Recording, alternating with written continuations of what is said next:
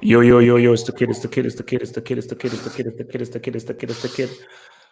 We are here again, and we have Nick's back, and we also have a special guest. So, Deborah, can you please introduce, or rather reintroduce our guest to some people who may not have seen him on last show? Sava filled in for me one time when I couldn't make the show.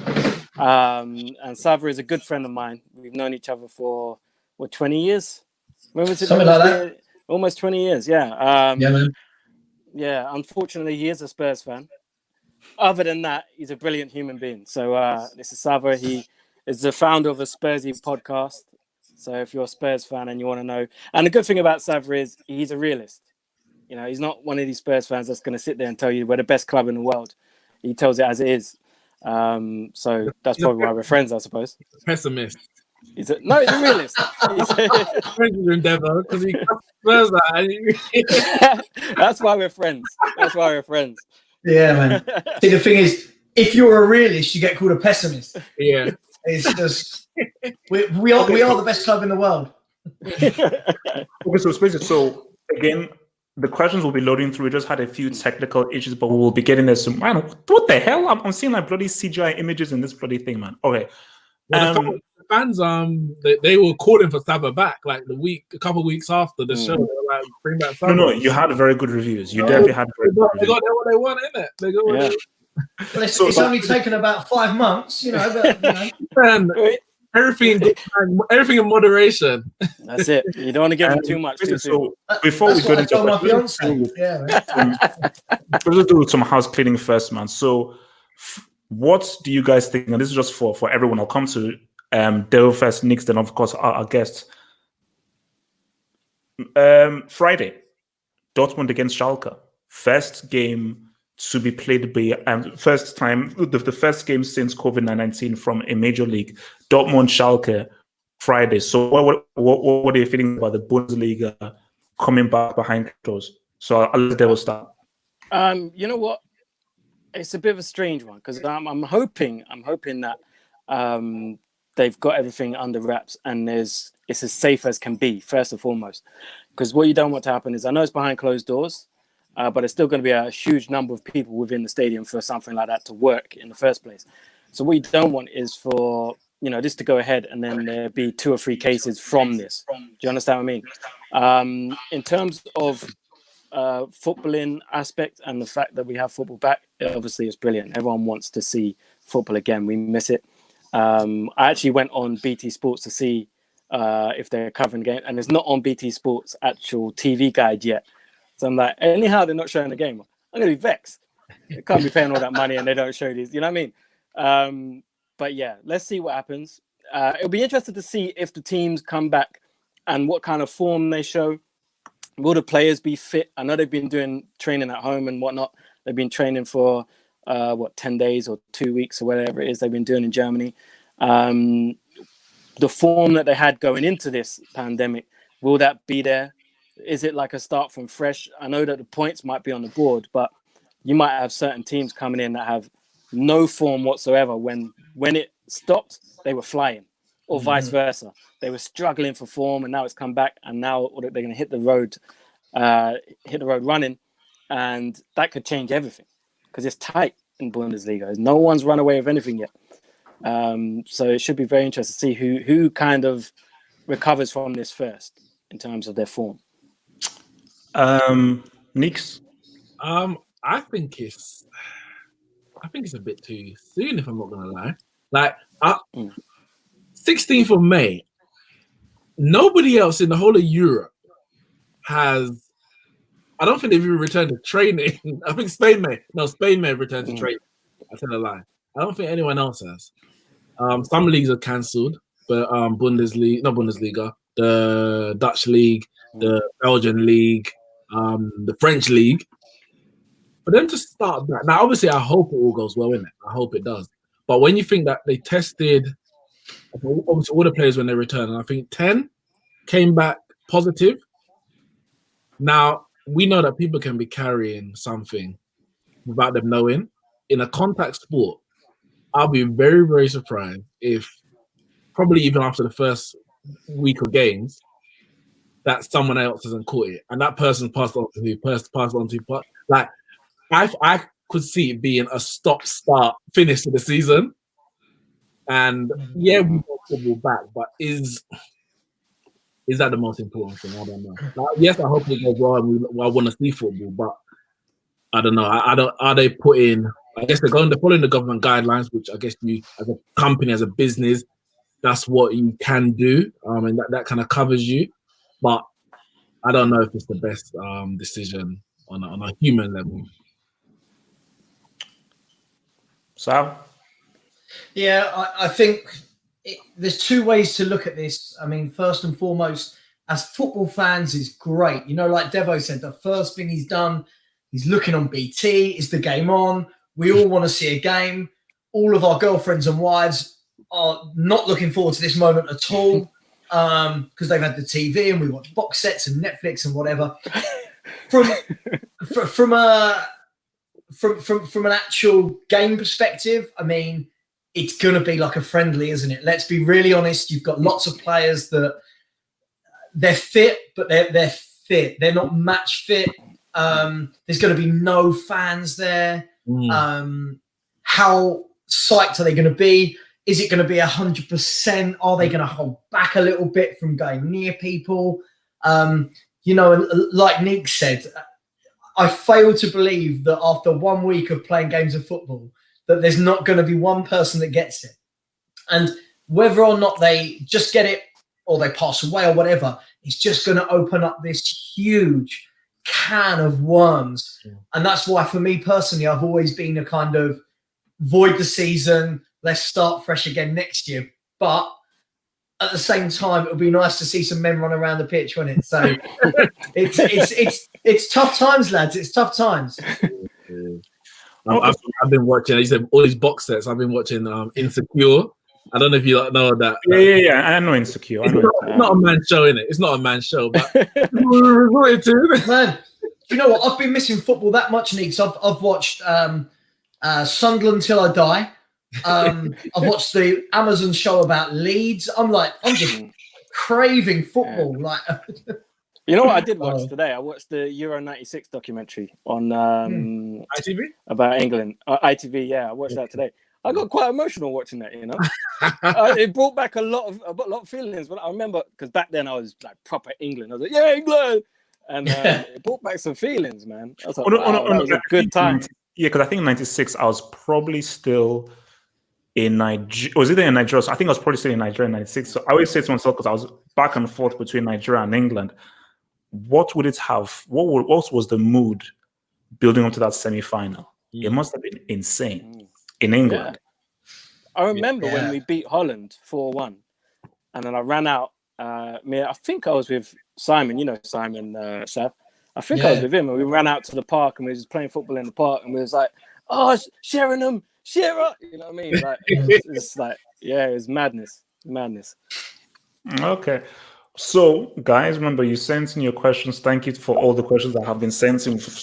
Quite a few questions, so thank you very much. Hopefully, Devon didn't pick any useless questions. So hopefully all these questions actually may make some sense now. So without further ado, Schema, let's roll with our first question, which is, thank you very much, from Andre Sapphire Anderson.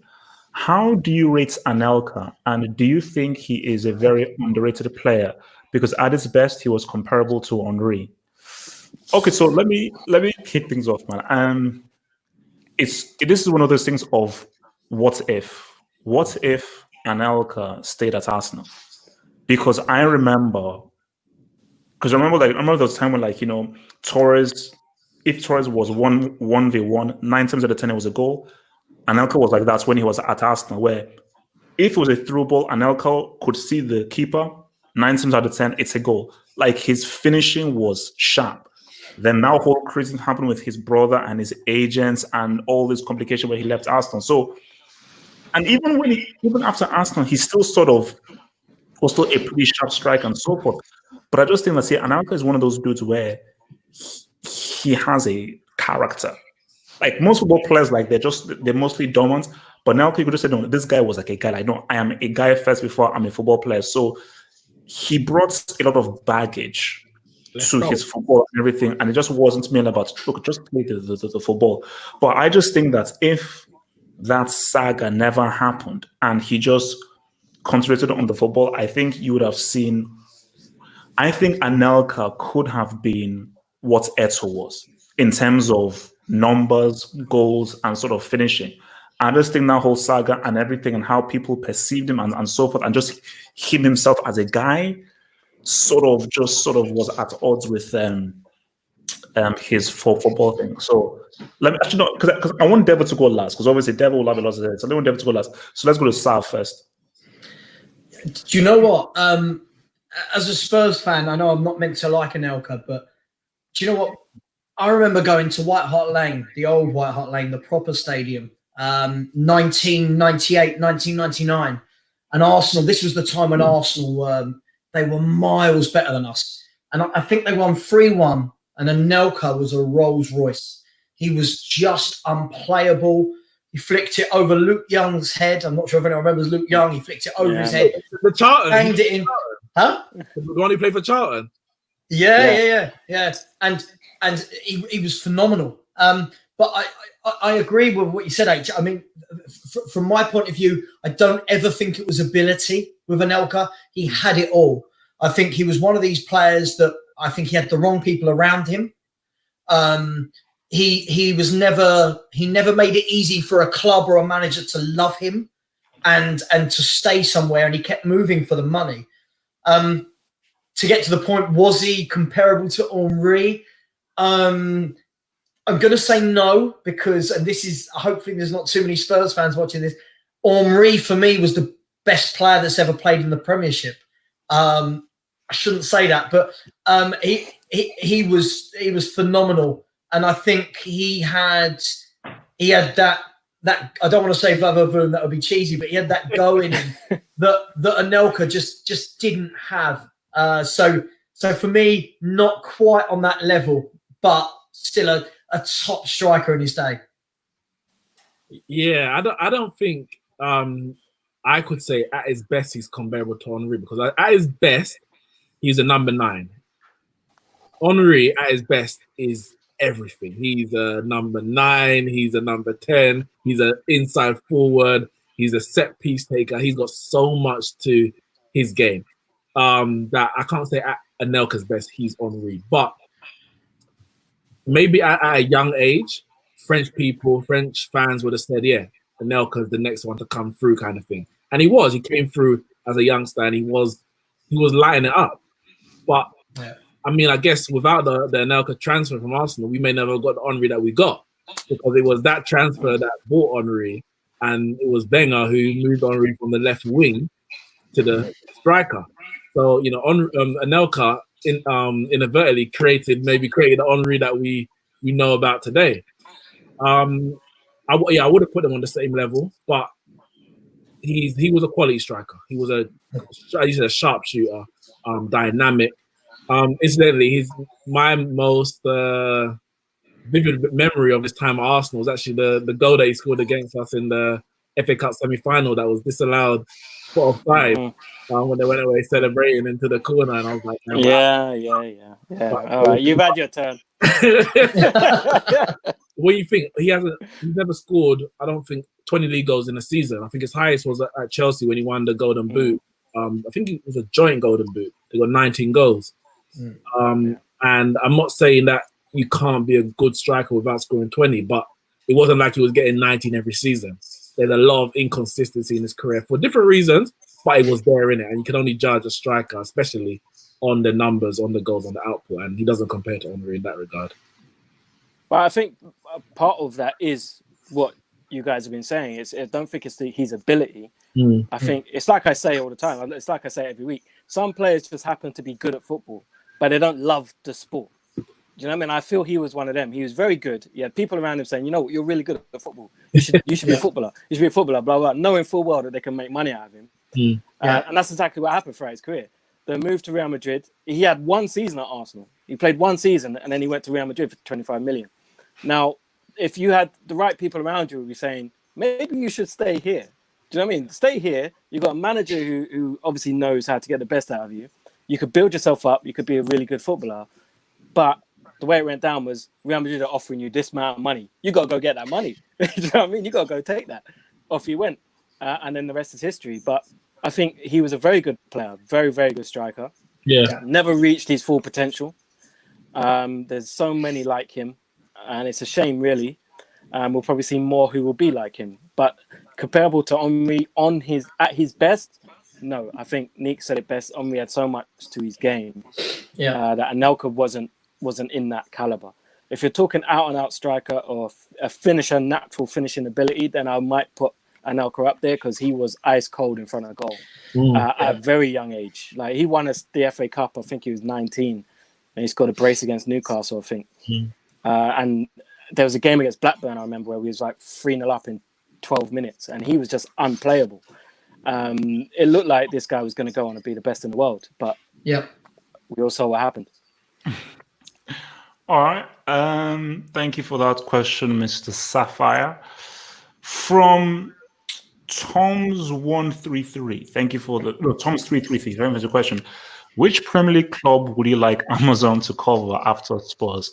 Well, first of all, let me just say this right there. Look, Sav, man, you all know that I am a loyal card-carrying member of the Uncle Mo Mourinho Society, man. So I can't wait to see the behind the scenes of this season, because based on just what has happened to Tottenham, I just want to know just how the hell Mourinho has been able to react to what the hell has been happening.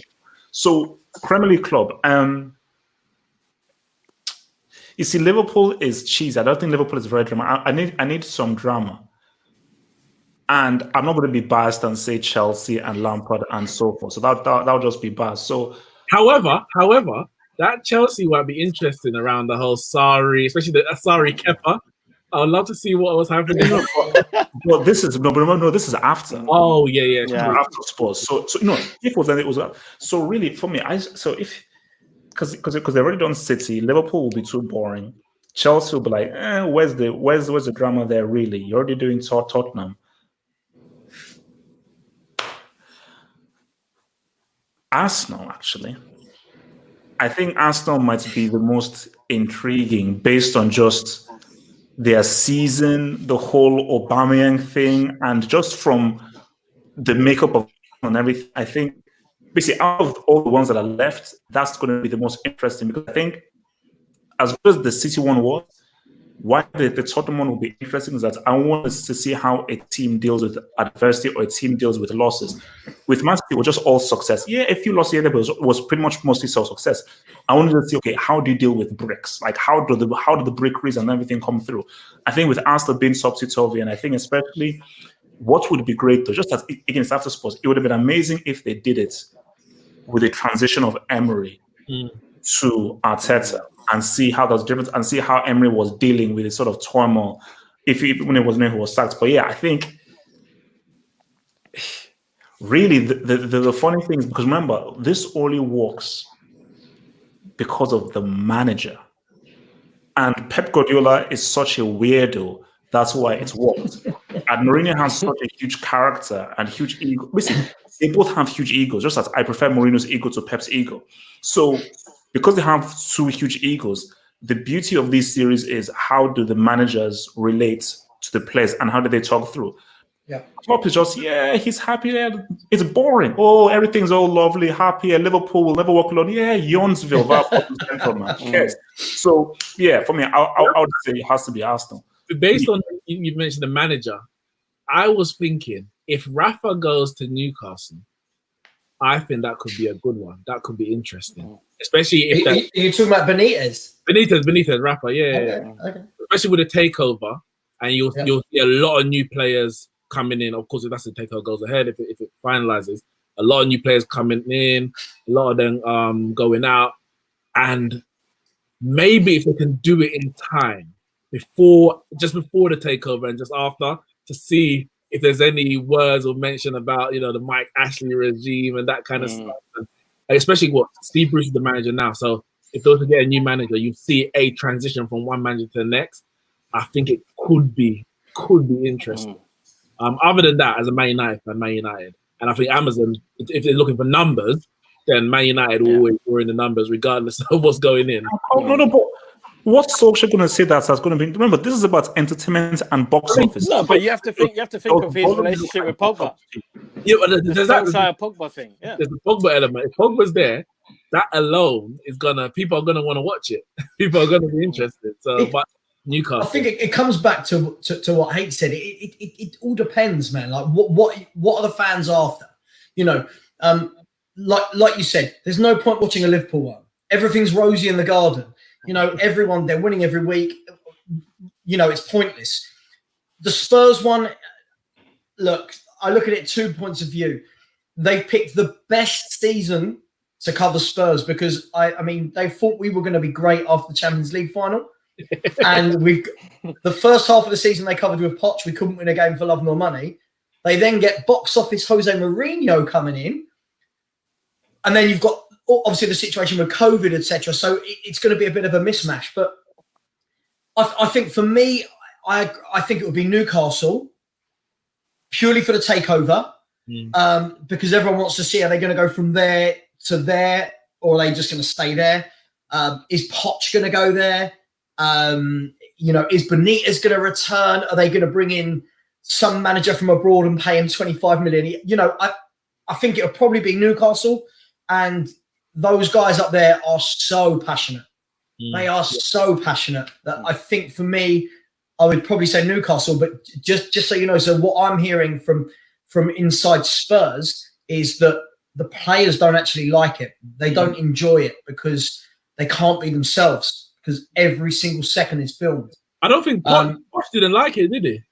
No, I can imagine Poch didn't like it. But look, let's be fair. Nowadays, it's not what's best for the football club, is it? It's what's best for money. So probably Newcastle, or maybe following someone who comes up. Following a team that comes up. Leeds, that would be. But they've done Leeds, right? They've done Leeds, though. Amazon have done Leeds, yeah. Because again, I've got someone like that, yeah. Like West Brom or... But no, that's my take on it. Because what you need is a compelling story. Like, anytime you're doing this kind of stuff, it's not... Because people are like, oh, do Liverpool? No, it's not about how big the club is what makes the most compelling story. Hence why many people have told me, because I said, Sunderland like that, what the hell? But my friend said, no, watch it. So I'm going to watch it because, okay, if it's a good story, I don't care how big the club is. If it's a good story, I want to watch it. So I'm going to now watch the Was the cameo in the Sunderland till I died? No. Chris Coleman was there, yeah. No, but the beautiful thing about the Sunderland one, if you watch both seasons, they've got new owners in the first season, and then they got new owners again in the second season, and it's just you see them go from the Premiership to the Championship to League One, and that was the thing. They did it thinking that they're going to document their rise back to the Premier League. Yeah. They went down. Wait. Actually, before I go to Devil, most underrated striking duo, Quinny and Kevin Phillips, man. Those dudes were underrated. Yeah. Those dudes were underrated. All right, Devil. But yeah, in terms of, I'd like to see Burnley. And I'd just like to see Burnley to see how their recruitment process works. Because it can't be by coincidence that they have no ethnic minority players. It has to be a conscious decision. So I'd like to see that. But that's just me personally. Oh, man, are you bringing race into it already? Is that what we're doing? They are EDL United. They've got Aaron Lennon. Oh, yeah, there you go. He's the I can't be racist. I got a black friend, Aaron Lennon. That's why I got him. That's what I say about you, Devo. If anyone calls me racist on Twitter, I'll tag you in. He actually does. But no, to be fair, I think Arsenal would be a good one. I was thinking that originally when I saw this question. I thought, just to see what we do on the training ground, to see how we're so shit defensively, I'd like to see what we do. But I think Newcastle will probably be the money series, because with the takeover and how passionate the Geordies are, and even just to have a better documentary than the Mackhams will be a massive thing for Newcastle. Because the Sunderland things brought success to Sunderland. People are talking about them. So if Newcastle have one and it's a bigger success, that's another thing that they can hold over their great rivals. So I think Newcastle would be a good one. All right. Thanks for that question. From Eves, Do you think Agüero is overrated? Only has one Premier League Golden Boot, whilst other top strikers in Premier League history have multiple. He's never hit the 30-mark goal in a Premier League season. International flop. Never delivers in the Champions League for City. Now, look, let me just say this about Agüero, because those guys... You know what? Let me land. Easy. You gotta laugh because we know that you're. Yeah, we know what you're gonna say. I'm coming in fair. I'm so objective. You should call me objectivity as my new name. Let me see this right. He will go down as one of the greatest players in the Premier League.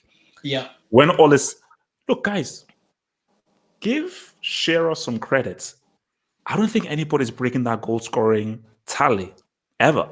But I think Agüero may become the closest person to that goal scoring tally.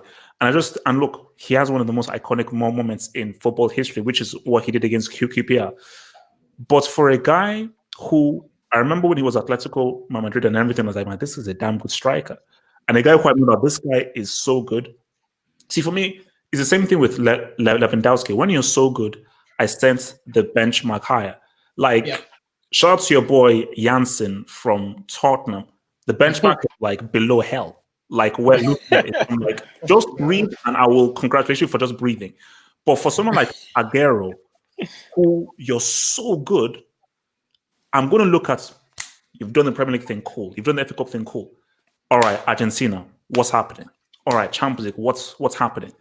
And for a guy of his level, he has undelivered in those key things. Is he overrated? That's the wrong word. I think that's the wrong word of him being overrated, because I think when people talk about him, they talk about what he's done in the Premier League. I will say that for someone of his talents, he's underachieved. Similar to Ibrahimovic, underachieved. I just think for someone so good with what he's done in the Premier League, the amount of goals he's scored, and the amount of winning goals he's scored, he has underachieved in the Champions League and for Argentina. Sav?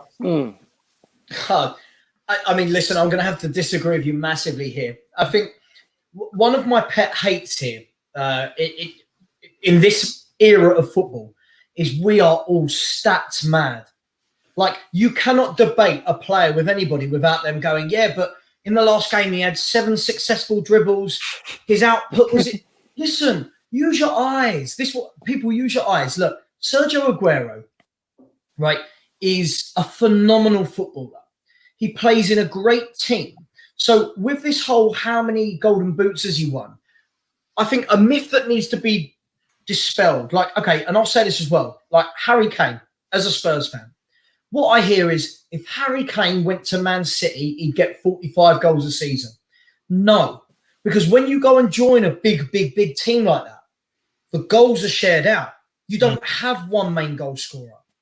Agüero gets 25 a season. Sterling gets 20.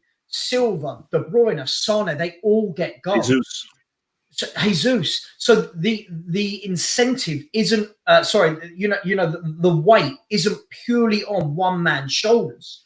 So for me, that argument doesn't hold. I mean, Agüero he's simply sublime. How many years has he been going in that Man City team, scoring every season? I mean, I just think he's class. I think he's brilliant. And I'm sick of the debates about which striker is better than who would have beat. I mean, as I'm reading your viewers here, it's like so-and-so has no golden boot. So-and-so hasn't scored in the Champions League. But it's like, but you can pull up a stat to change anything. Like, look at the Messi-Ronaldo debate. When people go, yeah, but Messi never won the World Cup or, an international trophy. So? What? Who? Just no. Aguero is class. Doesn't matter if he's got any golden boots. He's 32, 33 now. Still keeping Gabriel Jesus out that team 4 years after they bought him. Class player. Okay, and the thing is as well. Just real quick, and then I'm going to say something. I want to come to Devon and Knicks. So thank you, Michael Pinky Cross, for the super chats. I think this is in reference to the previous question. It says that Klopp said the day LFC do that, he will leave. Obviously, in reference to them doing this whole Amazon thing, which is fair. So the one that starts to see now, I think this is an age thing. Is like, again, and quite a lot of my viewers are sort of like a bit younger, so they're obviously in their 20s. And I think, look, I'm sure most of us here didn't grow up in the kind of who scored .com era. Like when I was growing up, it was you watch the games and you get World Soccer magazine each month. So there was no like how many assists, how many goals? Yeah. Just Ronaldo. I can't tell you Ronaldo's R9 stats. I just every Sunday I ran from church because I didn't want to go to church, watch Syria, and just watch what he did. So I just said, so it was the eye test. So is what do these guys do on the pitch? But I think what we're having right now is stats are important, but there is a obsession with stats, and people use that as an argument to say this player is better than another player. And I try and sort of teach my younger viewers that cool, have those stats, but please watch the games because there are things that players do in the context of a football game that can't be quantified. So, Devil. Sorry, just quickly. I think a few of your viewers are upset that I'm on the show. They're all asking who I am. Like, who is this outsider? He must play for Burnley. He's white. You know? All right, Dev. I think it's important that you marry stats and performance together. You can't just have one by itself. But to go on to Agüero, what people have to understand about Agüero in terms of never winning the Golden Boot or only winning it once, never hitting 30 goals, his injuries. We cannot discount for. He's had many, many injuries which have either stopped his season in its tracks or has hampered his season. And considering how many injuries he's had, I can't remember a season when Agüero's gone fully fit throughout the whole 38 games. I think you'll find that he's missed at least 7, 8, 10 games in a season. And he's still got the amount of goals he's got, which goes to show his quality. Because a lot of players will have an injury. When they come back, it might take them 6, 7, 8 games to get back to where they were. Agüero seems to just come back and is like, right, where was I? Oh, yeah, there I am, 2 goals. Yeah. And he has a game every season where he would literally score 4 or 5 goals in a game. Literally every season he has that. Dev, to back up your point, if you look, again, from a Spurs point of view, look at the 2 seasons came when he didn't have a single injury, Golden Boot. Yeah. The last 2 years, when he's getting the injuries, nowhere near the Golden Boot. You got, that's why for me, stats can be really misleading. You have to marry I agree completely with you. Yeah.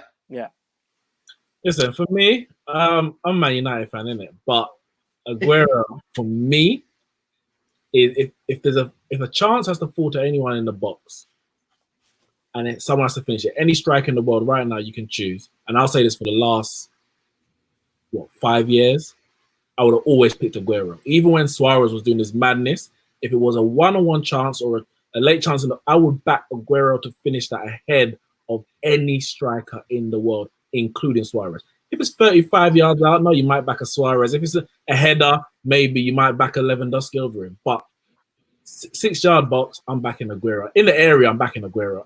From a tight angle, etc. Agüero for me is he's one of the greatest strikers, top 2 strikers in the world right now. Between the top 2 strikers between him and Lewandowski. Now, H thought you were going to say history, didn't you? Like I was holding my heart. I was like, what the hell?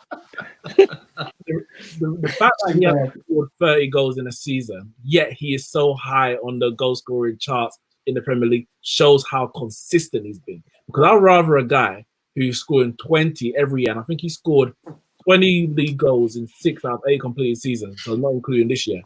I would rather someone scoring 20 goals every season consistently than a guy who bangs 30 and then disappears. Because, it's good for that season, but is that sustainable? Yeah.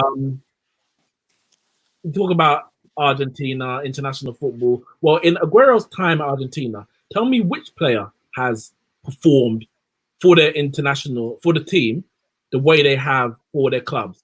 Di Maria, even though Di Maria is probably one of their better, but he's not as good for Argentina as he has been for Real Madrid at his peak. Messi isn't as good for Argentina as he has been for Barcelona. There's a number of attacking players, especially Higuain, Carlos Tevez. There's a number of players who are not performing for Argentina, but they perform for their clubs. So you have to start questioning the Argentina setup, the manager, the whole setup of are all these players just flops? Are all these players overrated? Are all these players underachievers? No, you have to start questioning it. If the common denominator is the same, they all perform for their clubs, but none of them perform. And I say none of them; they do perform, but not to the same level for their countries. They say, "Oh, this is the Liverpool City in the UCL." When City qualified for the Champions League, they were third, or I think it was third seeds. So they were getting drawn in groups with Barcelona, Bayern Munich, Borussia Dortmund. They were first season, and Agüero was scoring against all those teams. You know, I said, "Oh, how many knockouts goals you scored?" Well, to get to the knockouts, you need to get through the groups, and they were in some tough groups, and he was scoring. He's also scored in knockout games, even in the Spurs game where they got knocked out. He scored what would have been the winning goal before Llorente's elbow ball that went in. Agüero scores for City in the Champions League. No, he hasn't won them a Champions League, but they haven't won a Champions League. So is he underachieving or overrated compared to who? His teammates? So that means the whole City team is overrated or underachieving. So I don't know where you go from it. Agüero scores goals, and he's City's leading goal scorer. That's his job. Yeah, and he's City's. They were the best. Some would say the best player in Premier League history. Obviously, there's a couple to choose from. City's best player in Premier League history. Between him, Company, Silva. All right. So before we go to the next one, let's just do like a quick thing on this. So Villa, Suarez, or Lewandowski at their prime. I say David Villa. I say Villa just because I liked him as a player. Do you know what I mean? David Villa was just a tremendous player. What was a striker? Yeah. So at their prime, Villa, Lewandowski, or Cannibal Suarez. I would say as a player, Suarez. As a player, Suarez all round. As a striker, David Villa. I would say David Villa. I would go for Lewandowski, who I think, for me, had he had gone to another league, I think he's played it safe. Great striker, phenomenal forward, played it safe. Okay. Next question here again from Sapphire. What is the worst performance you've seen live by an outfield player? Oh. I've got one. Abue. Oh, no. He was subbed off or something. But that's when he was subbed on and subbed off within 15 to 20 minutes. That's worse. That's the worst form by fans. And that is by Wenger. And you see how much Wenger has his players back. He is loyal to his players. And if you could get subbed off after 15 minutes by Arsene Wenger, you've done something wrong. You've done something wrong. That was embarrassing. He passed the ball. He tackled his own player and then passed the ball to the opposition. I don't know, man. What's the worst performance by an outfield player? I mean, I've got one from... look, I've seen many a poor footballer in the last 30-odd years. If I go from this season, I'm going to go with a Spurs player. I'm going to go with Eric Dyer, who lived up to his name. Spurs versus... let me get this right before anyone jumps in and tells me I'm wrong. Spurs versus Olympiacos. And it was Mourinho's second game in charge, first game in the Champions League. And I think we went 2-0 down in about 15 minutes or something ridiculous. And to be fair, Jose went, right, you're coming off. And 24 minutes into the game, pulled him off, chucked Ericsson on. I think it was Ericsson. And thankfully we clawed the game back. But Dyer by name, Dyer by nature, get out my club, awful footballer. Go and play for Arsenal, Man United. Awful. You know another one. Another one I've got as well. Wes Morgan. I went to Arsenal Leicester years. This was possibly I think it was the season before they won the league. And I remember sitting there watching, and I've never seen a guy so slow. He was getting ripped for 90 minutes. I was like, how is this guy a Premier League footballer? He's terrible. And then the next season they went and won the league. Him and Hoof. I still to this day I don't understand it. He was shocking in that game. That's not an easy question. I mean, I didn't watch this one live, but Ali Dia, the guy that who signed him? He was supposed Southampton. It was Souness. Yeah. It was like that. Yeah, he said he was George Weah's cousin. But I didn't watch one live. I mean, it's hard to pinpoint one performance, but I could probably pick a bag of Andreas Pereira and Lingard's performances together and put that on the table, and they'll be up there. But yeah, it's hard to pick one, to be honest. Niggs, can I tell you what makes me laugh? Just quickly, whenever I'm on a show like this, I always read the comments coming in. And I don't know if it's an age thing, but when people, like, you're talking about the worst performances you've ever seen and this player, that player, well, all I'm seeing in my comments is Messi versus this person, Ronaldo versus this person, Zidane. I'm thinking, I don't care how bad they were, it was never the worst performance you've ever seen in your life. You're having never. Because Messi and Cristiano can have the worst. I believe still be the best. Niang from Senegal is stealing a living. I want to know what he did to become a professional player, so I know what I did wrong in my life and where I went wrong. So I can say Niang in Premier League anything, but I think I repeat it. Niang in the Nations Cup final, was performance ever. Like, your country needs you. You're the striker. This dude, ball control, nah. Technique, nah. Football IQ, nah. Decision making, nah. One of the worst players I've ever seen in my life, and probably the worst performance I've ever seen is, like, I'm Nigerian and I was screaming at the same time, you garbage brick. I mean, Neon for sure. I don't know who this is from, but thanks anyway. Which players from the current French team deserve a shout to be in this France team of the century? Maybe Pogba or Kanye. It means Kante. Is this Kanye French? Okay. Oh God! I don't know if you can see the players there. It's Go on. Luis, Sagnol, Varane, Thuram, Lizarazu, Vieira, Makelele, Zidane in the middle, Griezmann on the right, Mbappe left, and Henry up front. Who picked this team? That's like So Rachel. this must be done by. I'm 90 minutes. This was done by a French. No, it can't be 90. Is that 90 minutes? Look at the bottom right. Yeah. So 90 minutes to pick that as the French. First of all, get Lloris the heck out of there. Lloris. Anybody Bartes, Mandanda, L'Equipe, Levion, Je suis bon. I'll put anybody in there because to do that in a World Cup final, that thing he did in a World Cup final, I'm sorry, that alone. I think we could all pick a better France team of the century than that. But what was the question? What players from the current French team? Three there already. You got Varane, Mbappe, and Griezmann. And Lloris. How much more you want? I don't think you could actually fit anyone else in there. I think you're not going to take Piero or Makelele out, so Pogba ain't getting in. You're not going to take Zidane out. So who else could you put in? No. For me, I'm taking out Griezmann.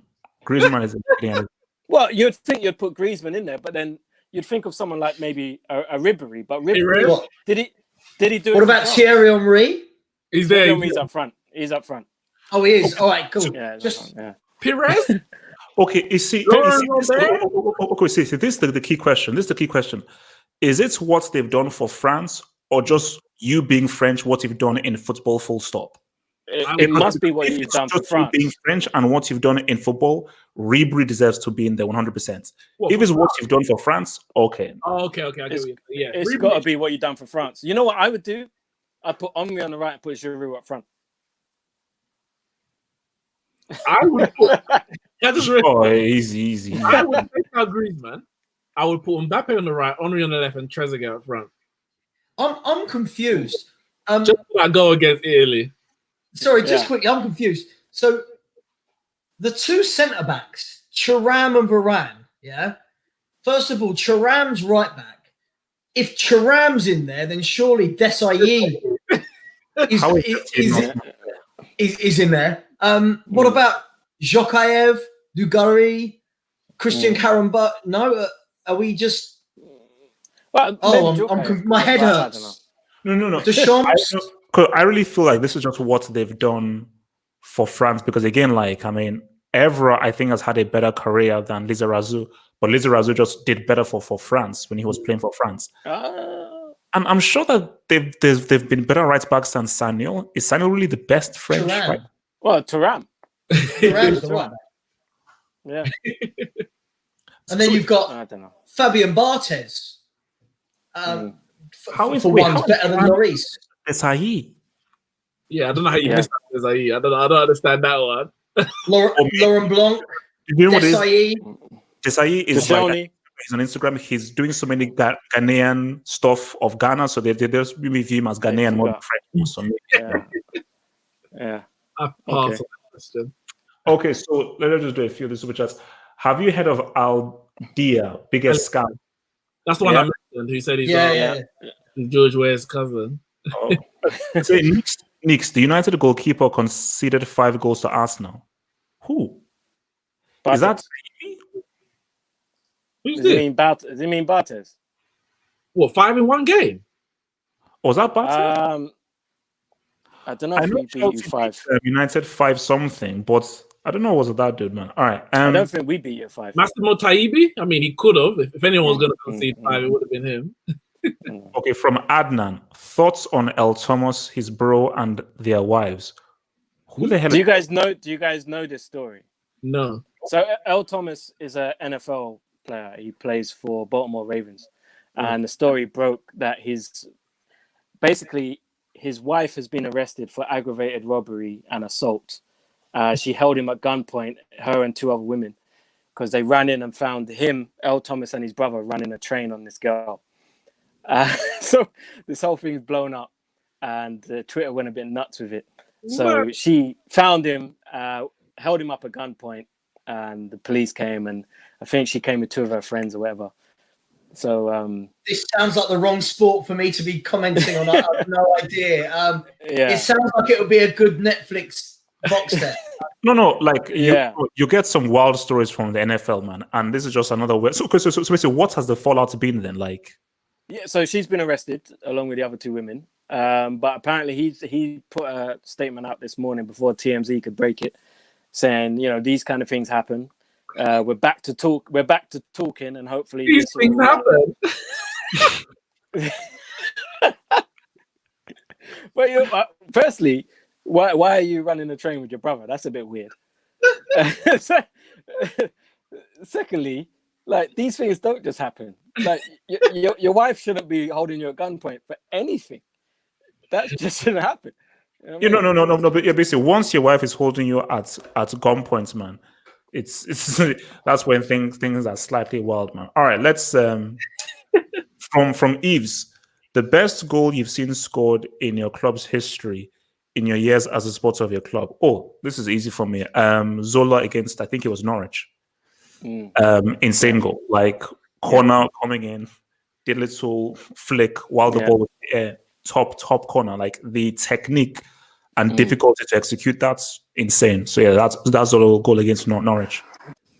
You know what? For me, personally, I'm going to say the Jack Wilshere goal. Again, also against Norwich. Funny enough, that goal was just. Every time I watch it, I'm just like, everything had to be just spot on, one-touch football. It was like it was Wenger ball at its finest. Do you know what I mean? It's just one of those things where he tried to play that kind of football throughout his time at Arsenal, and it just came together in that moment. It was brilliant. But we've scored so many good goals over the years. But I'm going to go with that one.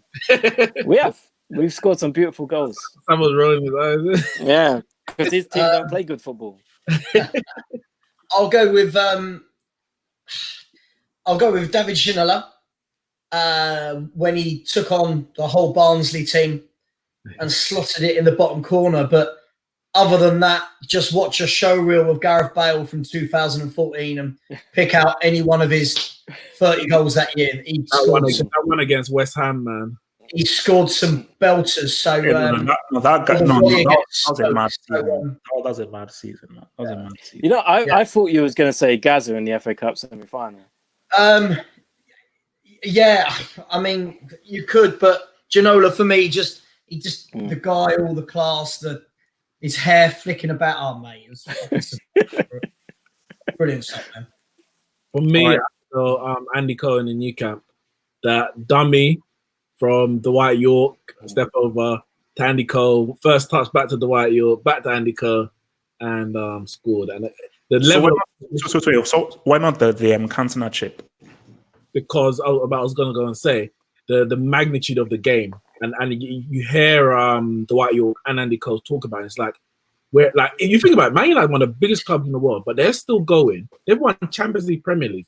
But when they talk about that goal, they're like, we went to the Nou Camp, we went to Barcelona and scored that goal. Like, no. That's the best kind of like strike partnership goal. That is the definition of what you want in a strike partnership. How two guys work it together to pretty much like because Dwight York steps over it. And Andy Cole's like, he knew Dwight York was going to step over it. He didn't run thinking, Dwight York was going to take it. It's like they knew exactly. I'm thinking, did they practice in training? I don't know. But yeah, that for me, that's the best I've seen. All right, so I think so. I think he was referencing to Masibun Taibi, who, see, this is the guy who come close to Karas. Karas is still numero uno, but Taibi, because remember, there was one point where like Taibi, I think, basically, whenever a goalkeeper wears tracks to the bottoms, always be very wary. Always. They shot the ball, and I think he made it go through his legs, and he was checking his studs. I say, Taibi, there's nothing wrong with your studs. Your studs are perfectly fine. Look into your soul and leave your studs in innocence in this court case. He's horrible.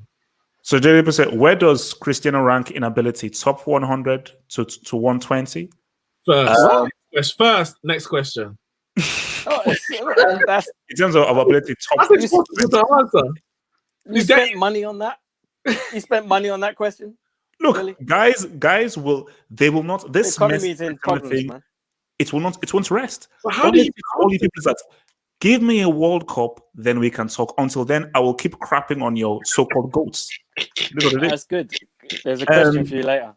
From Matt Belido FCB. Do you think Son is too good for Spurs because a player of his quality deserves to win trophies? All right, I'm going to let Sav go last on this because I know he's going to speak in this. So let me first figure this. Look, man, I'm a huge fan of Son. I'm one of the few guys who says that I think Kane is important, but I think Son is the key guy for Tottenham. I want to just think of what he did in that Champions League run, some of the clutch goals he has scored, and how the kinds of goals he scored. But the thing about this is that, yes, based on where Tottenham are right now, he is too good for Tottenham. And also, people were saying, okay, if he goes to Man City, because Son at Man City would be insane. But you have to remember about Son, though. Remember, he was at Leverkusen, and people at Leverkusen actually felt that he sort of slightly, the way in which he left for Tottenham was a bit disrespectful, because like he sort of just was like, look, bigger club, more ambitious, I'm off, because he pushed for that move to Tottenham away from Leverkusen, and the way he left Leverkusen was a bit acrimonious. So I'm thinking of the psychology he had when he left Leverkusen. I think if more people speak about him and pump him up, and guys are like, yo, you cannot win, because Son has always been like, Tottenham is not this, as a Korean and so forth, Premier League, pretty big club, this is it. But if guys say, no, this isn't your ceiling. Your ceiling can even be higher, because we now believe that you can actually go into a place where you can win trophies. I think if a City or a Liverpool or someone give him an offer, I think someone will be like, oh, no, I can go beyond. No, Tottenham isn't my full stop. I think I can go beyond this. So yeah, I think he's too good for Spurs. And if Tottenham don't get their act together and someone comes with a real offer, I think he's gone. Nix. No, he's not. Like, listen, better players have played for worse clubs than him, and they've got on with it. I'm not saying he's searching for a move, but no, he's not too good for Spurs. Spurs have been in the Champions League for the last 4 years consistently. They've been, they've challenged for 2 titles as far as challenge goes. And this season they're having a bad season. Son is not world class for me. I don't think he's going to be world class. A very good player, but yes, he can play for a better side, but he's not too good for Spurs. Like, it's not a case of his reputation precedes him. He's been here, he's been there, he's won trophies, and now he's gone down a level. His career at Spurs is the best time of his career. So, no, I don't think he's too good for Spurs. But if Spurs don't return to the level where they have been playing the last couple of years, then players like Son and others alike will move on. I think the question, it's a valid question, but I think first and foremost, if Son's too good for Spurs, then Kane's too good for Spurs. Do you know what I mean? I think Son isn't the main man at Spurs. It's been Kane. It's been Kane for a while. I think the noises that Kane's been making in the media about possibly having to move will make questions like this more relevant. But is Son too good for Spurs? I don't think that's the case. I think Son is playing a good Premier League side and he's playing well. I don't think he's in a position to start demanding moves to bigger clubs or anything like that. I think that's where Kane is at. Kane is there because he's done it for God knows how many years. Son is possibly a level or two underneath that. I think Son needs to continue. Well, how long? Son's not been a starter for Spurs for how long? How long has he been in the first 11? 18 months? Compared to Kane, who's been doing it for 8 years. You have to understand. You have to put your work in.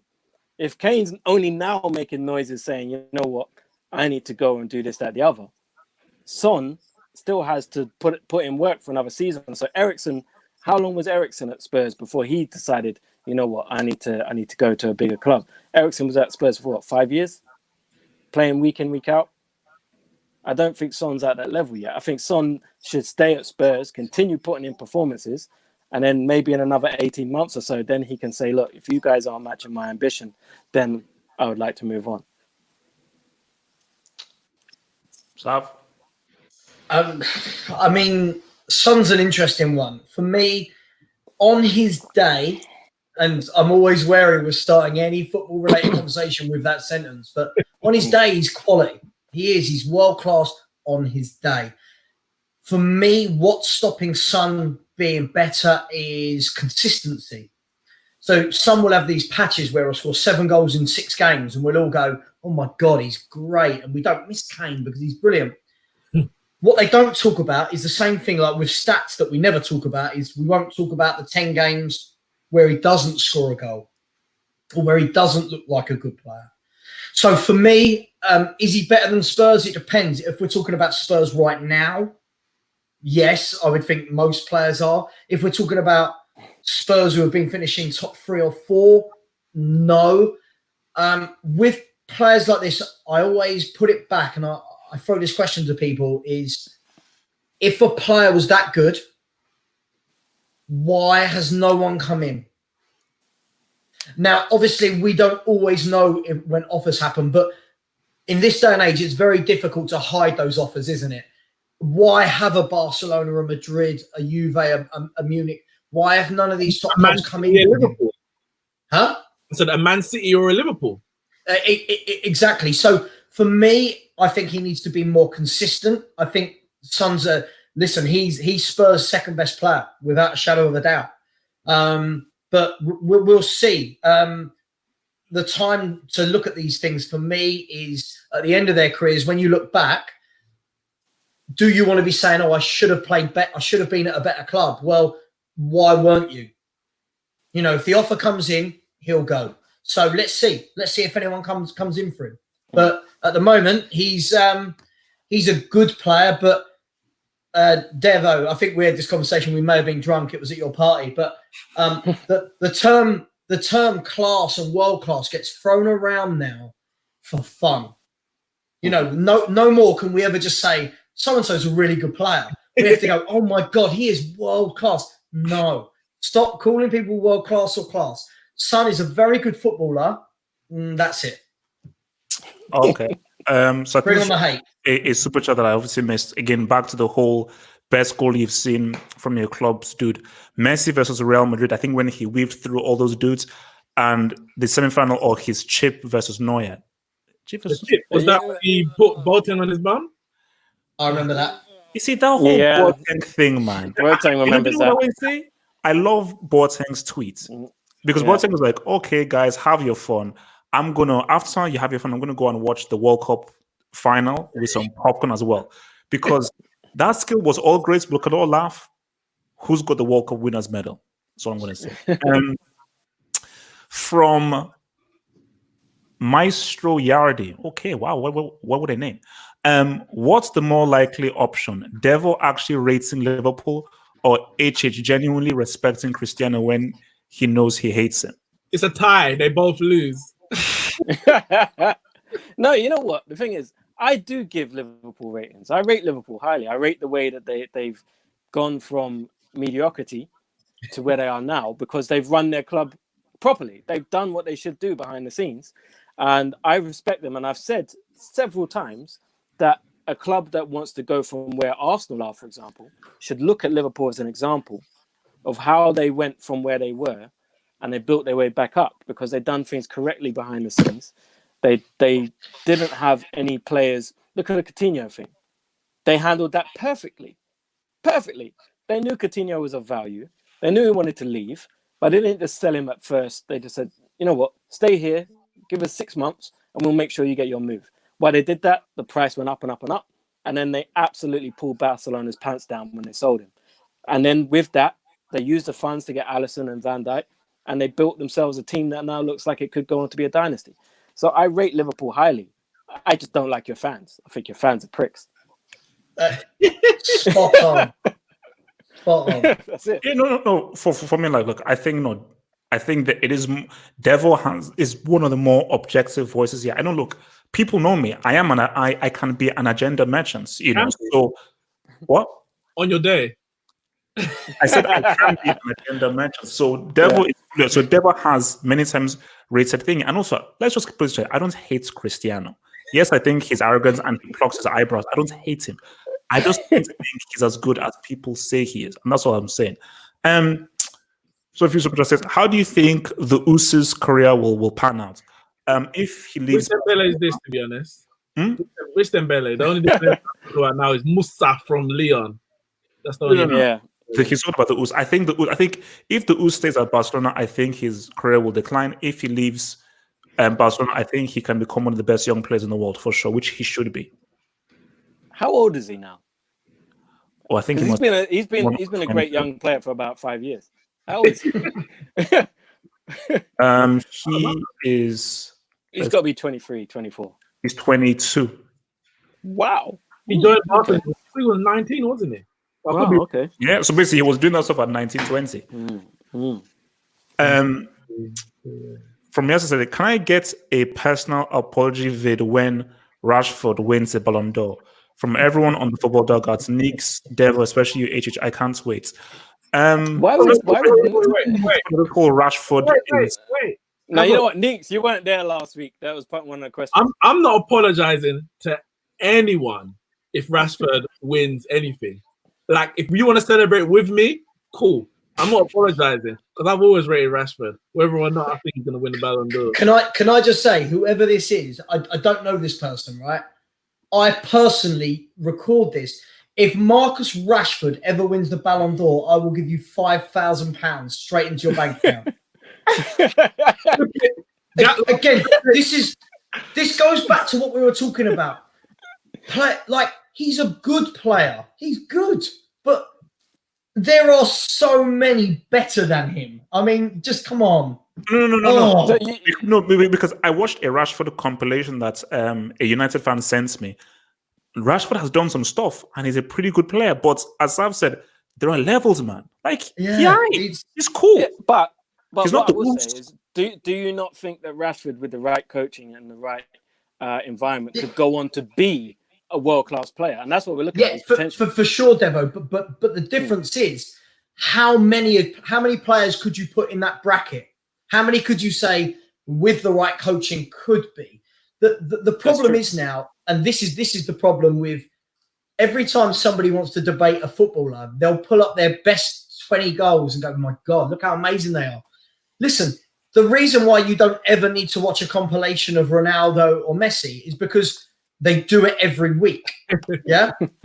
They do, don't they? Yeah. Now, you think Ronaldo and Messi are there, right? Then you've got that group behind them with the likes of Hazard and Bale and Mbappe and Neymar, right? Rashford isn't even in that group, right? Rashford, for me, is back down here with thousands of other footballers where they're very good on their day, but, I mean, Ballon d'Or. No, what I would say, a lot of people class the Ballon d'Or as a popularity contest, and his marketing, especially as an English player playing for Man United, when you think that Beckham got in the top 3, have Hulk's Beckham. Okay, Nick, let me ask you a question. No, I don't think I'm not saying he's ever going to be the best player in the world. But I'm just saying, if it's based on popularity, if he gets to a world-class level, that he could really be pushed. Like the English media will push him to say, Man United, England, Rashford. I'm not saying he'll ever be the best player in the world. As long as Mbappe is playing football, he will never be the best player in the world. All right.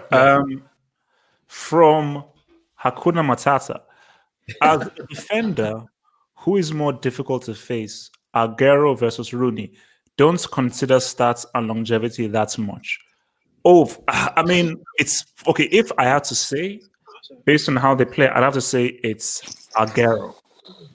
Because I think that even if Rooney is stronger, what defenders fear the most is movement and sharpness. And I think that for Agüero, because again, like your job as a defender is like, I have to stop this guy from getting a shot on goal, you know. So the thing with Agüero is how quickly he can get that yard of space and get his shot off, and just how sharp he is.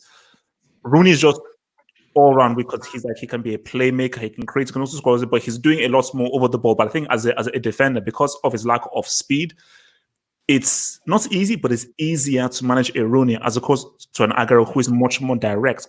Any guy who is direct and goes straight and is constantly trying to make runs and is quick, that is always going to be difficult to sort of like manage over 90 minutes as a defender. So I'd say Agüero.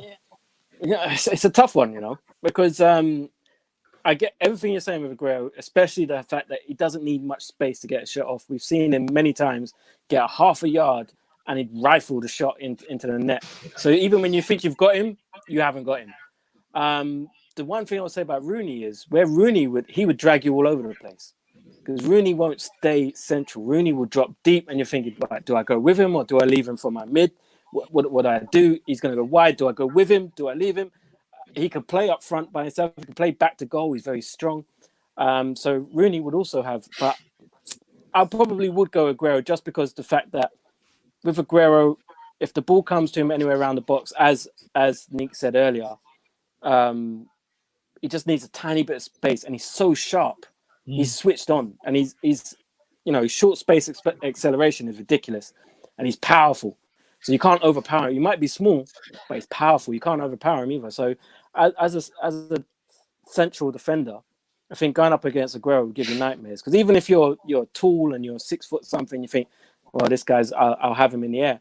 You can't bully him. I've never seen a defender bully Agüero. He's strong. So I think Agüero will give you more problems in terms of the different things he can do in and around the box. But I do think Rooney also has his threats, because where he's a very intelligent footballer. Might not be a very intelligent human, but a very intelligent footballer. I said might.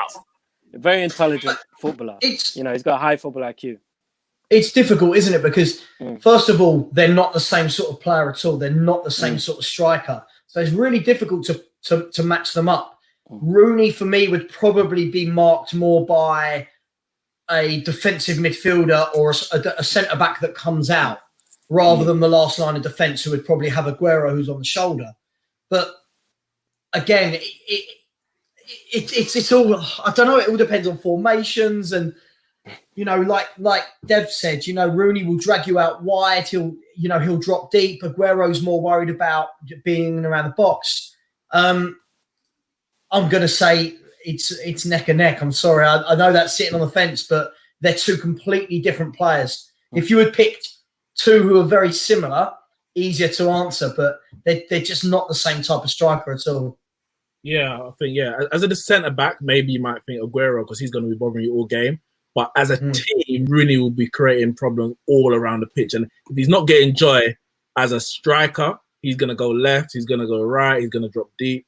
But yeah, specifically for the question, I'll say Agüero. Okay, let me just go through a few of these super chats. From Daniel Jones says, Devil, I loved you on the, I think that's the banter show. I didn't mean to say The batter show. The batter show. That's a different show altogether. Yeah. Thank you, brother. If you're watching tonight, they're not going to bring him back because you said Liverpool fans are pricks. So. Oh,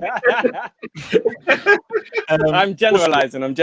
Most of it. Also, yeah, Martin, you need to tell me who you say can be. You're full on. I never said I was an agenda mentor, but tell me who are you referring to when you say can be? You. What? You're referring to you because you said I can be an agenda merchant. Yeah, like, no, no, I'm you not. are. No. Yes, I can. I can be, but I'm not a full-on agenda mentor. No, I'm very objective. If Neymar wins the Ballon d'Or and Champions League with PSG for our dog, first of all, PSG have a hex. Because again, I believe in juju and I believe in witchcraft, and I feel that there's a witchcraft upon PSG, and I think those guys are cursed. Unless they get the cost lifted, they're never ever winning a CL with or without Neymar. I don't care what Nix believes or says. From Chronicler. Oh God. Oh. Salah. First season, golden boots with record goals. Salah second season, golden boots again. Salah third season, might have won.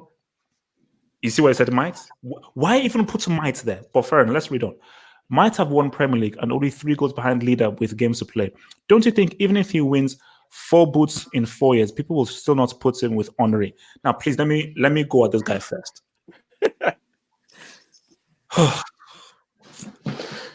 Please, my people, can we please have a distinction between goal scorers and football players, all-round football players? If we use just goals, Messi trashes Maradona. If we used just goals and everything, the likes of Iniesta or any of these other dudes trash Zidane. If you use just stats and numbers of goals, golden boots, Zidane and Maradona, wait, what the hell are these losers doing here? They have none of these golden boots, these goals. There is more to football than just golden boots and how many goals you've scored.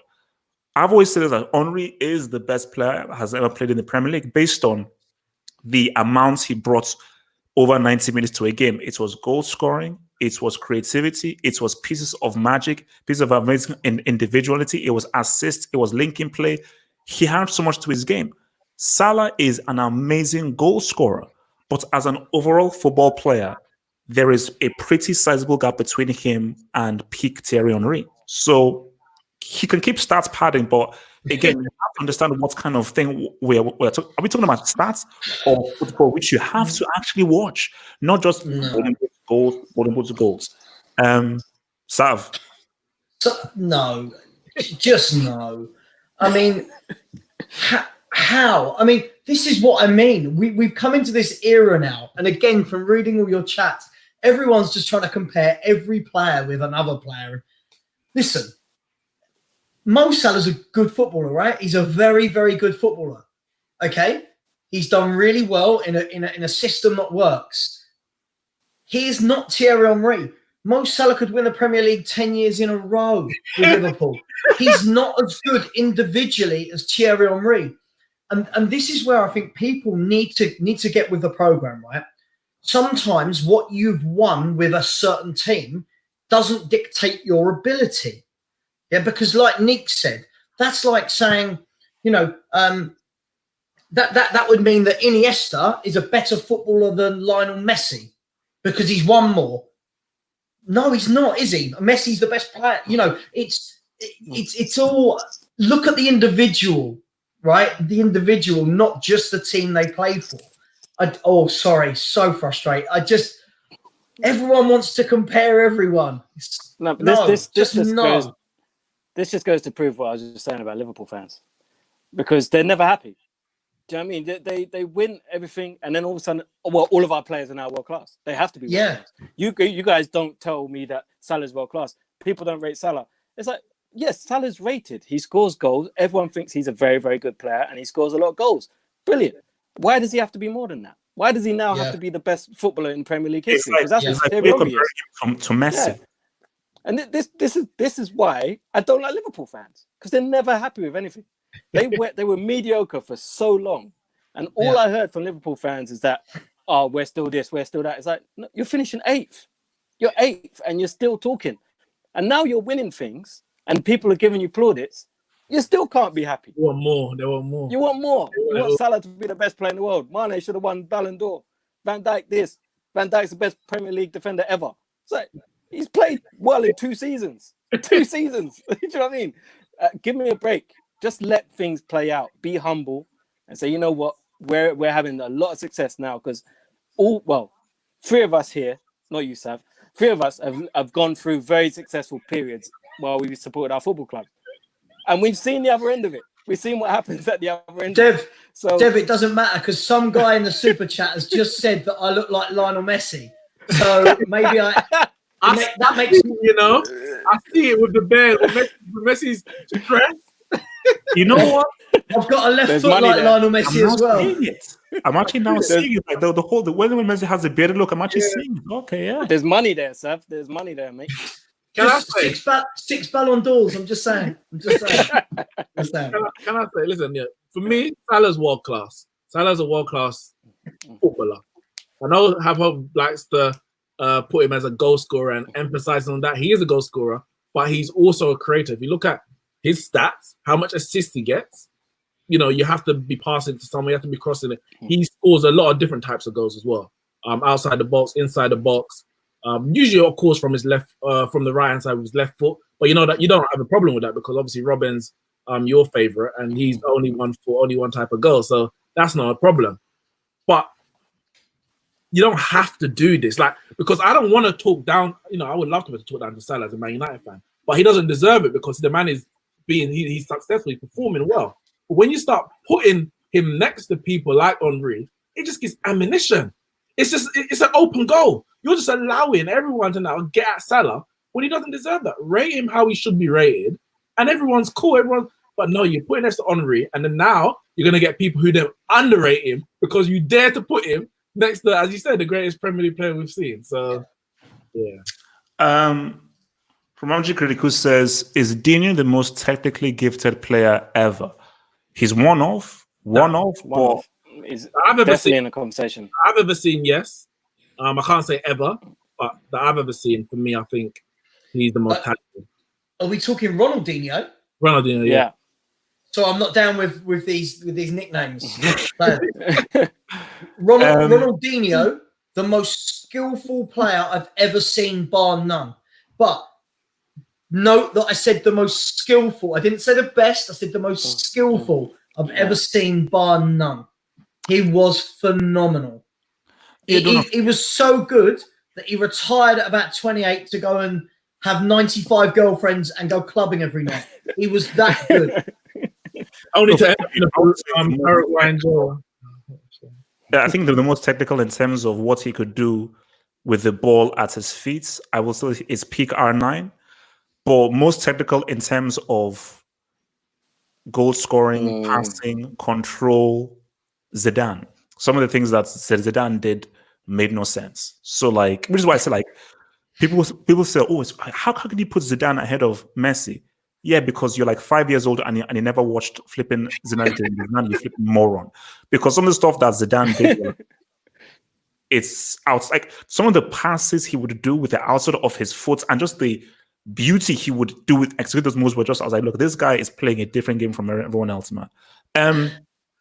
H, just quickly, someone's just said that JJ Okocha was more skillful than Ronaldinho. I mean, no, that's him. That's H said that. No, let's be fair. No, tell me you didn't say this, H. Tell me you didn't say That's it. all I'll say.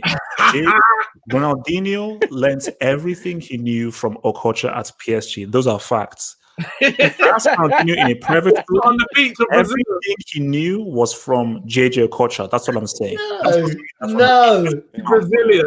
He was born. I've never seen Okocha do the things Ronaldinho did at the Nou Camp on a weekly basis and get clapped off by the Real Madrid fans. I will No. show you Obalende under the bridge clips that Okocha has done, and then you will see. Considering Newcastle's takeover, crisis market prices, and FFP rules, which are the 4 realistic and attainable signings they should make in the first year to reach at least top 4? What kind of tough question? That's a tough question. But I might not be able to give 4 specific signings, but I could say 4 areas which they definitely need to improve. One is a striker. That's the first thing they need to do, is get themselves a goal scorer, because they haven't had a proven goal scorer for quite a while.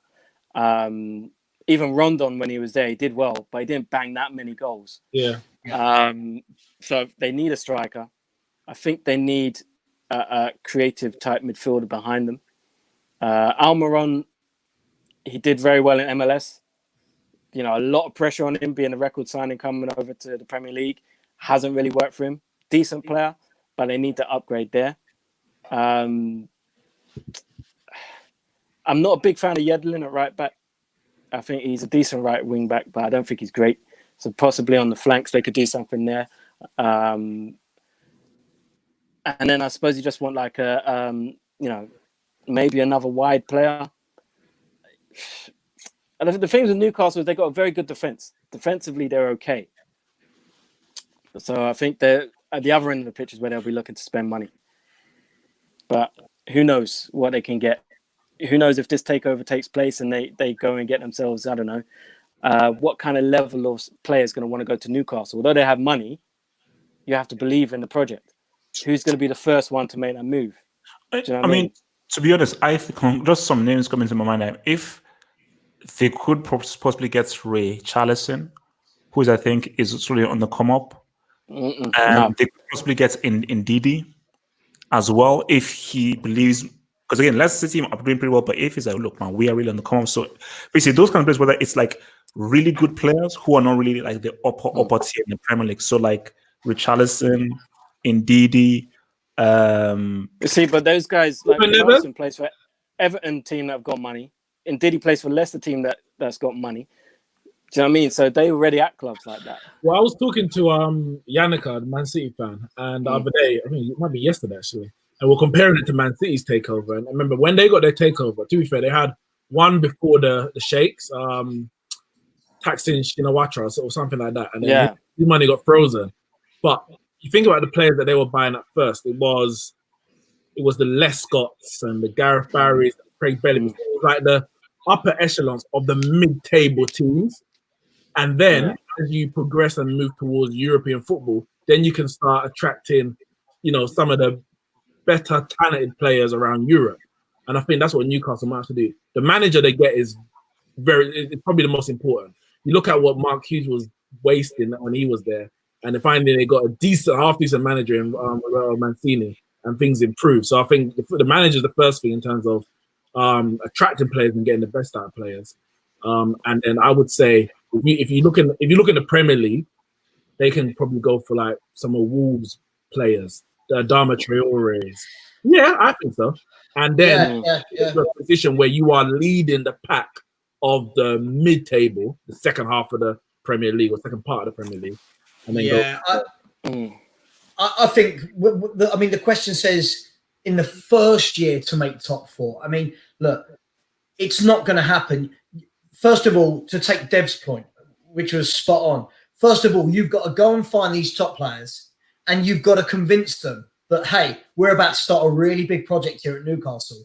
Do you want to be a part of it? Now, you need to get one big player to go, yeah, all right, and then other players will follow. However, you can't do that over one summer. You can't just go, okay, we're going to go from where Newcastle are now to challenging the top 4, because even if Newcastle spent 500-600 million, Man City, Liverpool, Chelsea are still going to spend money. Arsenal, Spurs, United are still going to be up there. Everton have got money. Wolves are up there. Leicester have got money.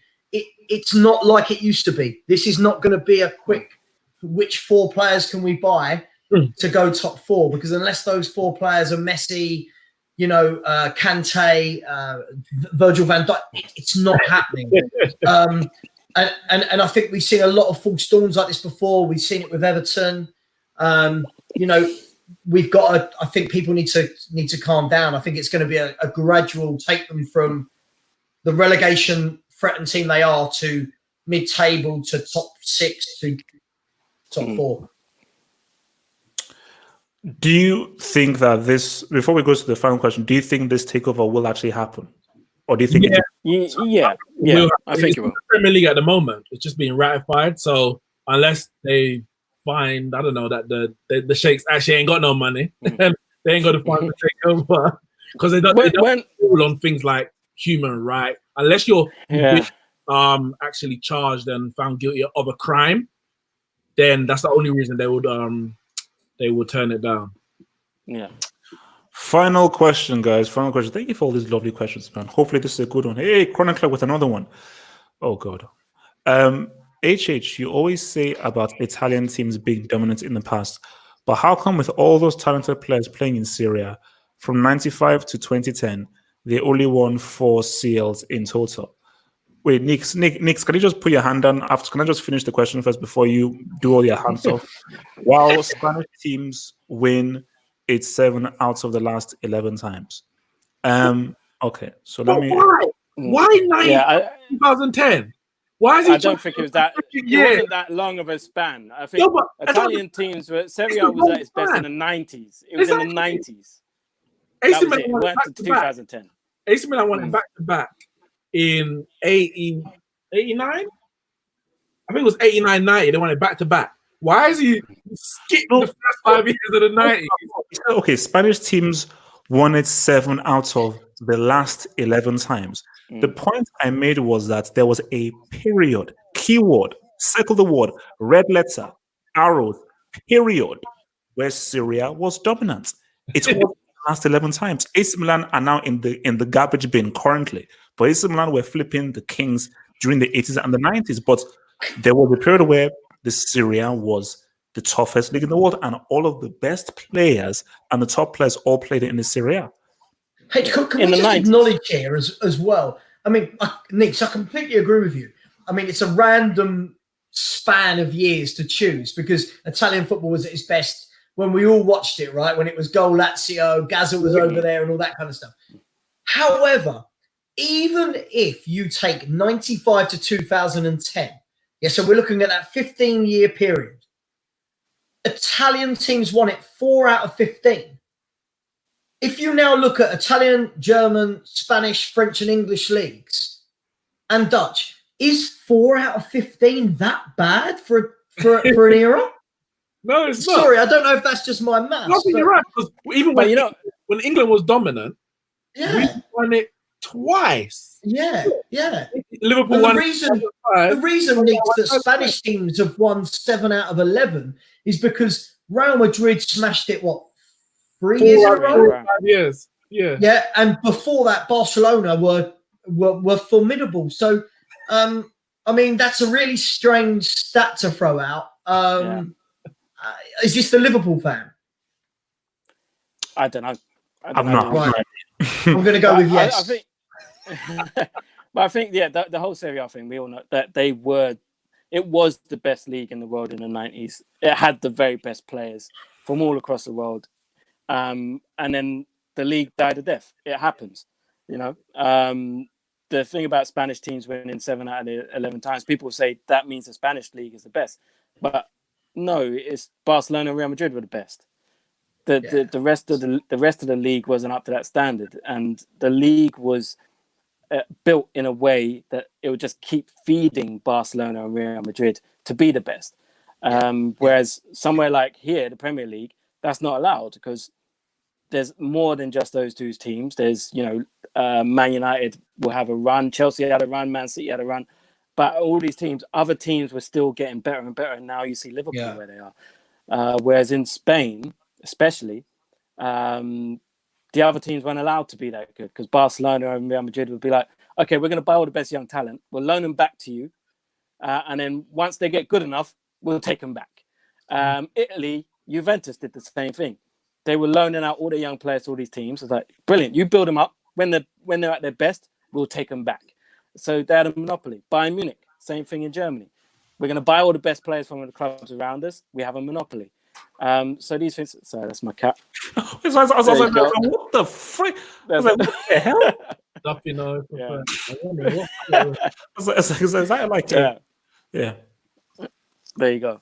So I think there's people are too. Again, it goes back to the comparing thing, doesn't it? The people are trying to throw stones and throw bricks at Serie A and build up other leagues as some sort of ammunition. Whereas let's just enjoy the fact that Serie A was brilliant in the 90s. Okay, then the Premier League came along and that was brilliant. And La Liga is brilliant and we're watching all this brilliant football and it's, we're living in a good time. Well, before 2020. Before 2020. Yeah. Right, so said, before we head out, there's just a last thing I want to just a little small question I want to just to get you guys, because again, there's been this discussion I've been having with people about greatness and how do you define greatness and everything, And so this is how do you guys define greatness in terms of club football and international? So let me just go with how I define greatness for football is cool that you were consistent for 10, 15 years, cool. That's irrelevant to me. That's just you being you win the consistency trophy. I'll give you props. You win the consistency trophy. For me, it's about moments. I need iconic moments to solidify yourself as greatness. Now, consistency helps add to that greatness. But for me, you are not a great if I cannot count and identify your truly iconic moments through degrees of difficulty, and in difficult moments when you shone through. That's for me defines greatness. Consistency is just a separate category that I give you kudos for, but it isn't greatness. Okay, so if you're talking about moments, are you completely looking past consistency, or do you acknowledge consistency? Oh no, I acknowledge consistency, but what defines greatness are your iconic moments. Now, if all you have is like one iconic moment and you're hardly having any kind of consistency ever in your career, then no. Then I could just say, oh, this was just a flash in the pan. You were just lucky. Forlan in the 2010 World Cup. What did he really do apart from that 2010 World Cup? But you look at Zidane or like an Arnan, he did nothing, bro. Atletico Madrid. So he won the Golden Boot in Europe. He did. But for me, so when you look at all these guys, like they have other things that pretty much support their case, as in they have a period of consistency coupled with their iconic moments. So, I think for me, the greatest way to define greatness, especially in football, is continued levels of greatness. You can't really say anything more than that. If you continually, for 10, 15 years, play at the very highest level, you are great. With one or two. Okay. So this is where the World Cup theory for me falls down, because a player such as, I'm just going to take Shevchenko. Shevchenko was never going to win a World Cup because he was born in the wrong country. Does that make him any less of a good footballer? No, it doesn't, because Shevchenko and Ibra are separate. But for certain players who I don't name their names. Why are they separate? Why would you separate them? Because you have one rule for one and one rule for another. Position to win a World Cup. But then this is where it falls down. Your whole thing falls on its ears, because you can't have one rule for another and one rule for the next one. At the end of the day, greatness should be defined across the board. You either hit it or you don't. My key point is, when I say iconic moments, it's what did you do? How did you succeed through degrees of difficulty?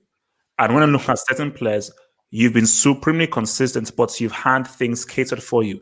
You've never been in a difficult position where you as an individual has had to come through and save your team because your team needed you.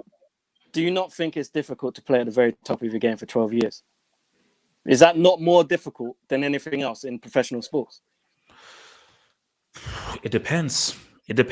Because for me, I think that it's more difficult when your team isn't playing well, things aren't going your way, and you somehow find it within yourself, even if things are not really to your liking, to still pull through and win something for your team. Let me just quick. Dev, give me 1 sec, mate, please. Hey, the problem I've got with that, right, is the top players, and I'll come to my main point after Dev's finished, but the top players who we're going to talk about for greatness don't often find themselves in those teams. The great players are in the great teams because they are great. You don't find great players languishing down at Tottenham Hotspur, right? Do you? You don't. You don't though, do you? You don't find those players there. They are at the Madrids, the Bayern Munichs, the Man Cities, the Man Uniteds, the Milans in years gone by. They're not at those clubs. So the chances of them, the chance of them having to produce those moments are minimal. And like Dev said, if you've got a footballer that's played at the top, take Lionel Messi. Let's just, for example, Lionel Messi and Cristiano Ronaldo. I think we're all agreed. I'm not talking about who's better. It's a pointless debate. They're both amazing, right? They're up there and everyone else is miles away, right? I would agree. But what about you? Hang on, right? What separates them from everybody else is that those guys are consistent every year, year in, year out. And for me, winning a World Cup, winning a European Championship, a Copa America doesn't change that. They do it every year, year in, year out.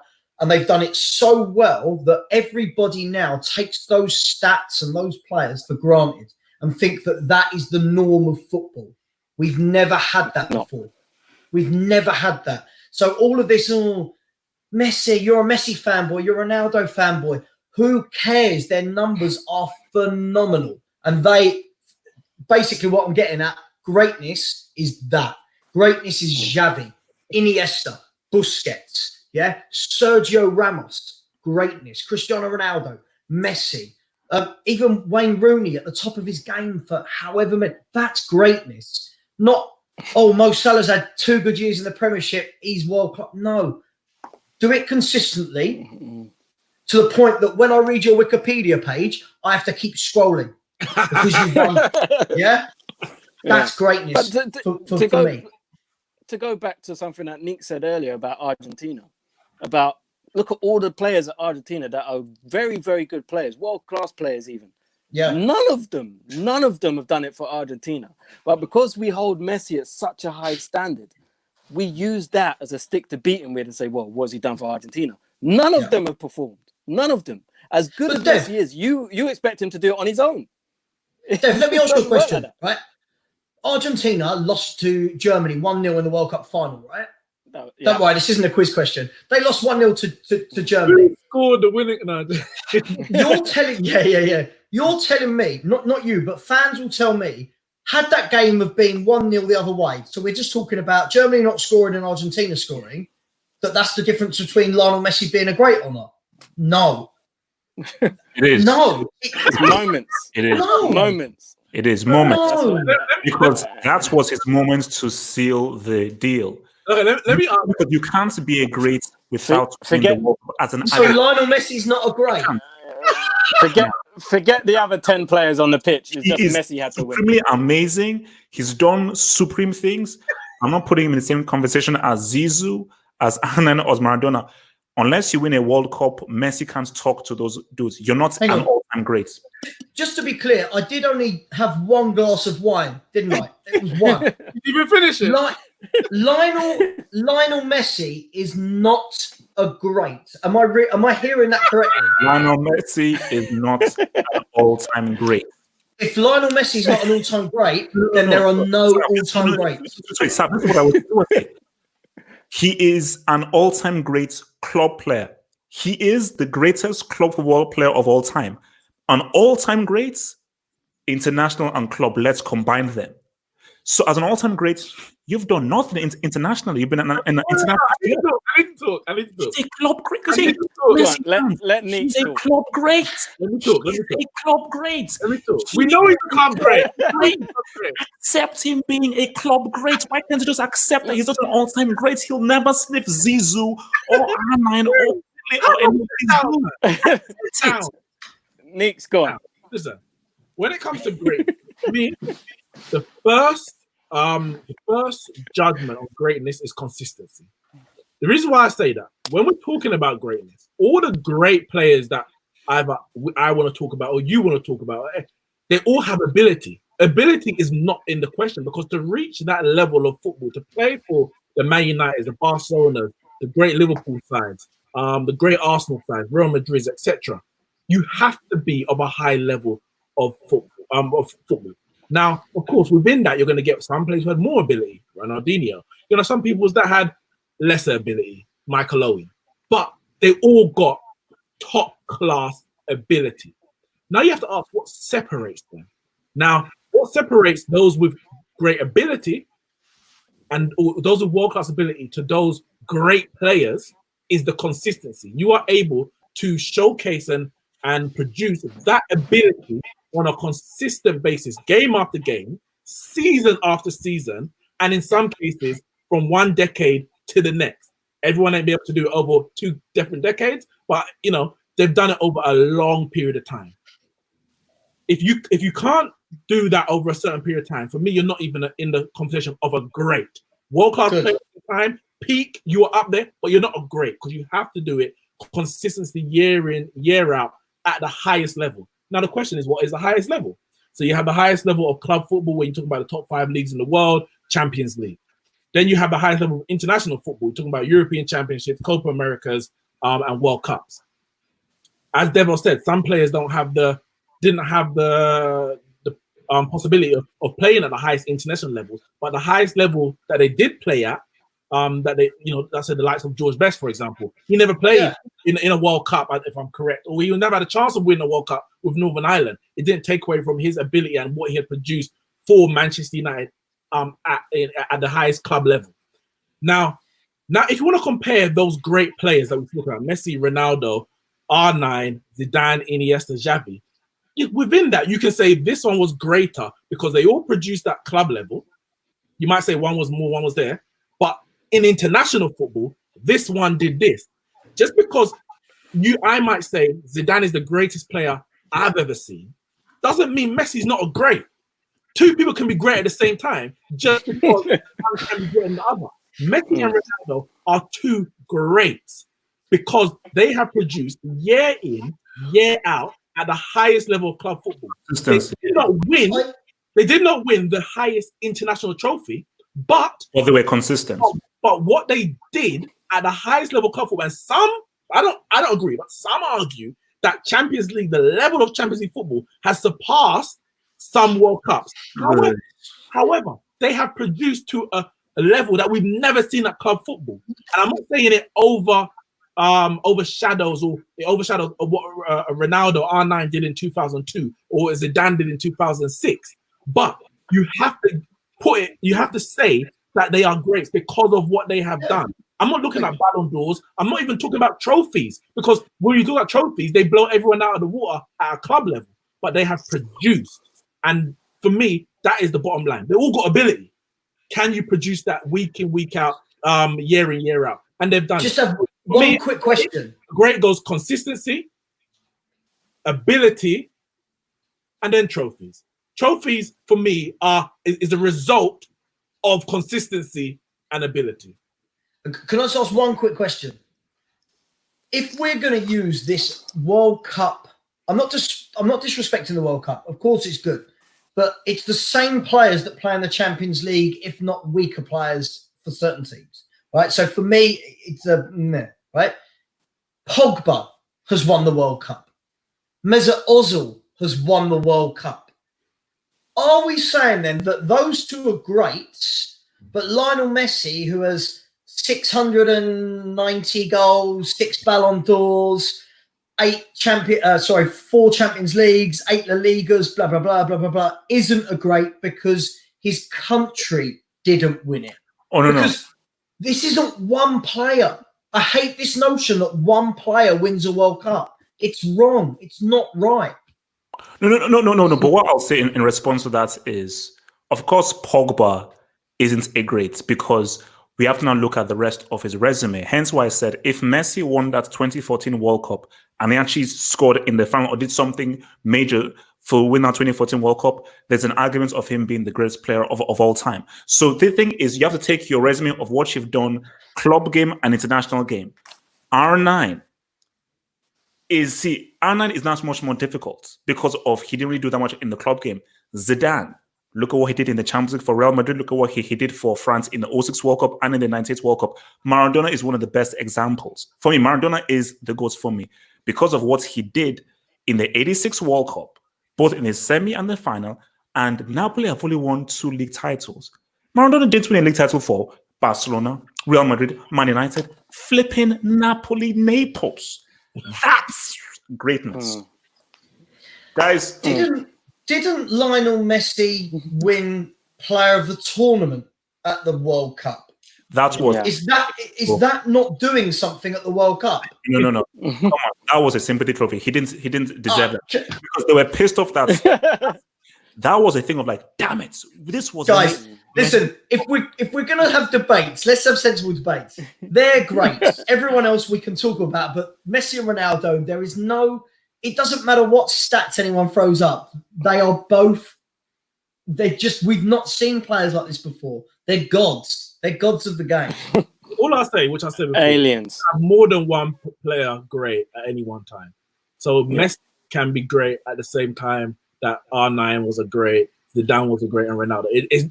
That for me, that spot is open not just to one person. The great, of course, is one. Not for me, guys. This has been so, guys. Thank you very much for all the questions that you've put in. Thank you as well, Sal, for joining in. We will, because I didn't know that you were coming in, but I will update the description below, and I will put Sal's Twitter details in the description box below. Remember, guys. I've seen people asking for me to be a regular, H. I mean, I'm just saying. No, look, man. It's all the white people. Actually, I'll put it to the white because Carl was supposed to be a regular, but I think he's now a music producer right now. So if you want Sav to be a regular, put a Y. If you want him to get the F off this thing because he says something crazy, put an N. So Y for Sav to be a regular and an N for Sav to never come back to this whole thing. So while guys put, oh damn, okay. So so basically, remember to follow us on our Patreon. Our Patreon link is below, is in the description box. If you want to follow Nix and Devil, their Patreon thing is their Twitter follows are in there as well, and I will update it with thingies. Can we get one N? Yeah, there was one. Who said no? Who is it? I'm going to find him. Mate. Sorry, that was me. Giovanni. Do you know why these guys are saying why? I have the strangest followers. Anybody who goes against me or tries to show me up, they fully support. I'm always wait, support me. It's like, look, it's the weirdest thing I've ever seen before. I wasn't trying to show you up, my man. It's all love. It's all love. And he doesn't respect the World Cup. Thank you, Giovanni. Thank you. So look, man, Sav, man, it's down to you, man. If all that's left is to dot the I's and cross the T's. If you want to join this whole thing, the streets want you fully on. So guys, look, man, you've got my number. I'm yours when you want me. All right, man. And also, this 4 thing actually works well for images as well. So whenever we do things, that works better. So actually, no, you actually have to come on. So, guys, it's been good. We'll see you guys. Remember, guys, we are on Monday 8 p.m., Thursday 8 p.m. So obviously, Monday we'll probably be looking forward and previewing the return of the Bundesliga and any other transfer stories and everything. And Thursday 8 p.m. it's always the Q&A. So, guys, we'll see you Monday 8 p.m. We're out. Peace out. Peace.